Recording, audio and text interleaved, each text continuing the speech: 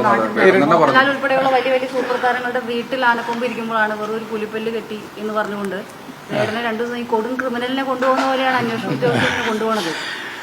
അതിപ്പോൾ ഓരോ ആളുകളുടെ ഒരു താല്പര്യമാണ്. പല തെറ്റുകളും നമ്മുടെ സമൂഹത്തിൽ നടക്കുന്നുണ്ടല്ലോ. അപ്പം ആ തെറ്റുകൾക്കെല്ലാം ഒരുപോലെയുള്ള സമീപനമാണ് സ്വീകരിക്കേണ്ടത് എന്നുള്ള കാര്യത്തിൽ യാതൊരു തർക്കവുമില്ല. ആര് തെറ്റ് ചെയ്താലും വലുപ്പ ചെറുപ്പം നോക്കാതെ, കക്ഷി രാഷ്ട്രീയം നോക്കാതെ, ജാതിമത ചിന്താഗതി നോക്കാതെ എല്ലാ ആളുകളുടെ പേരിലും തെറ്റ് ചെയ്തിട്ടുണ്ടെങ്കിൽ നടപടി സ്വീകരിക്കണം എന്നുള്ള അഭിപ്രായമാണ് എനിക്കുള്ളത്.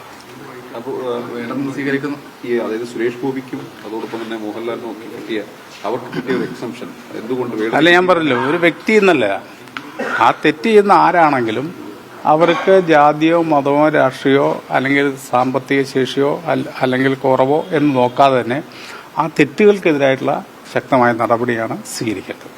വേടനെതിരെ അതാണോ സംഭവിച്ചിരിക്കുന്നതെന്ന് തോന്നുന്നുണ്ടോ? ഒരു ജാതി അടിസ്ഥാനത്തിലുള്ള ഒരു അത് നമുക്ക് എങ്ങനെ വേണമെങ്കിലും വ്യാഖ്യാനിക്കാം. ഓരോ സംഭവം ഉണ്ടാകുമ്പോൾ അതിനെ ആ സംഭവത്തോടനുബന്ധിച്ചാണ് അതിന് നമ്മളെ പലപ്പോഴും ചർച്ച ചെയ്യപ്പെടുന്നത്. അല്ലാതെ തന്നെ നമ്മുടെ സമൂഹത്തിൽ നിലനിൽക്കുന്ന ചില ഡിസ്ക്രിമിനേഷൻ ഉണ്ടല്ലോ.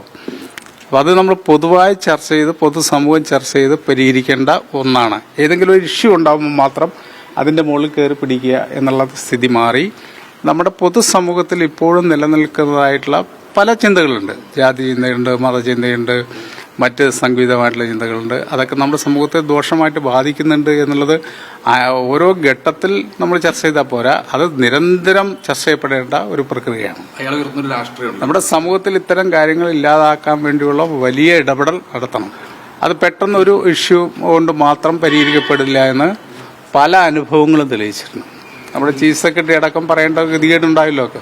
അപ്പോൾ അതെന്തുകൊണ്ടാണ് നമ്മുടെ പൊതുസമൂഹം ഇന്ന് അത്തരം കാര്യങ്ങൾക്കെതിരായിക്കൊണ്ട് ശക്തമായ ഇടപെടൽ നടത്താൻ വേണ്ടി കഴിയണം. മാധ്യമങ്ങൾ നല്ലപോലെ ഇടപെടണം. അപ്പോൾ വിഴിഞ്ഞത്തിന്റെ ചിത്രമൊക്കെ ഉണ്ട് അഭിവാദ്യം അർപ്പിച്ചുകൊണ്ട്. അപ്പോൾ എല്ലാവർക്കും അവകാശപ്പെടാമല്ലോ. യഥാർത്ഥം എന്താണെന്ന് എല്ലാവർക്കും അറിയാലോ.